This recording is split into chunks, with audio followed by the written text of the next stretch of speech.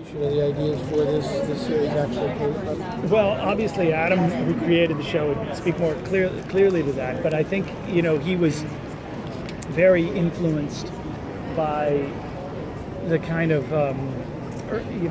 Spielbergian, Amblin kind of tone that we all kind of, I think, loved from the 80s and those kinds of movies. But it was the attempt was to do a show that worked, that had multiple entry points, that worked as a family drama, that worked as a thriller, that works as a conspiracy thriller, and that has some sci-fi elements.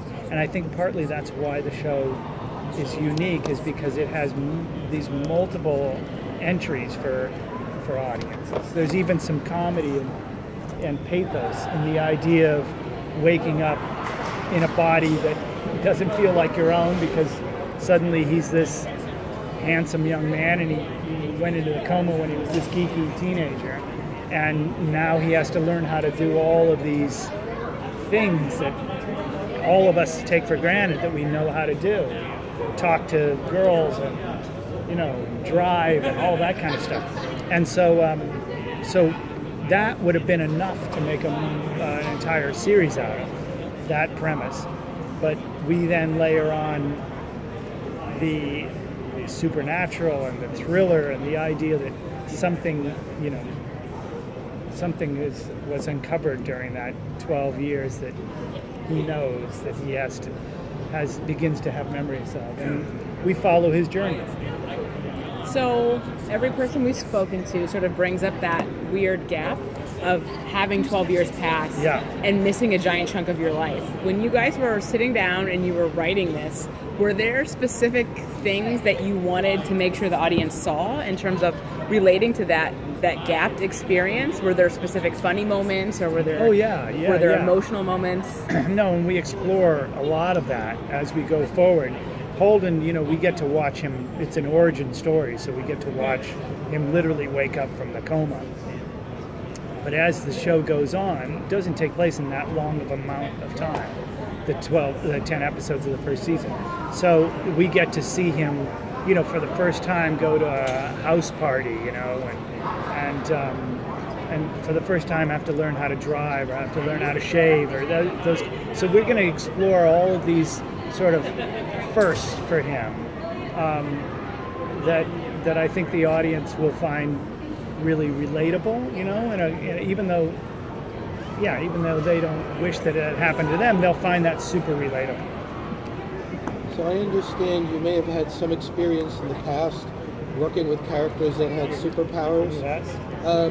Did you have any sort of reticence about signing on to something that could possibly cover a bit of that real estate, or did you think this was sufficiently different to sort of... I sort of felt that it was sufficiently different, but at the same time there are similarities that I still find fascinating. I'm sort of not done with that. I think the key part that I find really fascinating is characters that are dealing with really existential questions, as opposed to plot questions. The existential questions to me are always much more fascinating. Who am I? Why am I here? What is my purpose? How am I connected to the bigger world? Those are much more interesting to me than the plot questions. And so the fact that this has the similarity to the heroes thing, I sort of not done thinking and exploring that part. Anybody else? What draws you to telling these stories about people with superpowers? Is there something that you've already elaborated on this, but is there something beyond just the existentiality of it? Well, for me, the powers are really not particularly fascinating. I mean, because they're just sort of the layer on top of it. It really is. I was a religious studies major in college, and I think my fascination probably predated that. But there has been a thread in my life with my writing and things that I've thought about a lot that seem to connect to those kind of primal, almost spiritual questions. And I think that this show also, you know, basically even the title Beyond sort of tells you that it's about the most basic of questions that all of us have to deal with at some point in our life, and that is what lies beyond this life. If there's another realm, what does it look like? What does it feel like? So those things are infinitely fascinating to me, and I guess like a musician that explores certain themes in their music, I'm sort of fascinated by that. You guys covered? You good? Okay. Thank you so much. Thank you. Good luck to the panel. Oh my God.